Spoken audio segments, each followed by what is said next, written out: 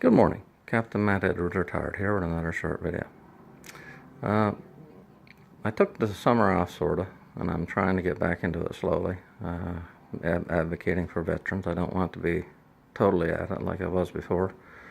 However, one of my first opening salvos to the newly appointed Minister of Veterans Affairs, Seamus O'Regan, I sent off a email that time asking that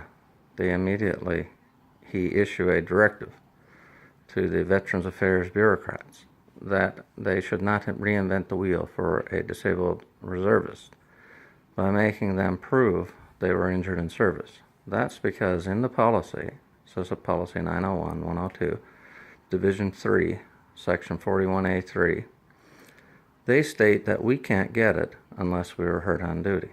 Now, that means any person who's a reservist and do get CISA, Veterans Affairs has no right to try to make them reprove something. In law, there's a concept called precedent, reinventing the wheel. There's also a thing that I expounded on a lot called there's only one Her Majesty the Queen. So it's not incumbent upon Veterans Affairs to overrule the Canadian Forces. The Canadian Forces were earlier, they made a judgment, and we therefore cannot be said to not have been hurt in service. In my particular case, they're trying to do that. They probably do it for other people. I think they're protecting their empire. They want to keep their jobs and their power, and they don't want to relinquish it to the fact that Canadian Forces already determined it.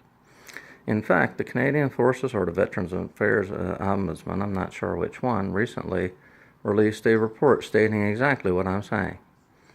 They said that the Canadian Forces ought to be the one to determine service injury. In the CISA cases, that's exactly what happens for the reservists and 75% of regular force people. I use the 75% figure because that is the amount of people that are on CISA that were hurt in service. There's 100% of reserve force veterans were hurt in service on CISA, and at least 75% of regular force people. Now, my videos are really boring. I understand that. I try to do that on purpose because I don't like making them. I try to make it monotone so people don't think I'm nuts. But I wouldn't mind seeing this one getting spread far and wide because I want my Member of Parliament, who now happens to be the Minister of Veterans Affairs, I want him to rectify this problem.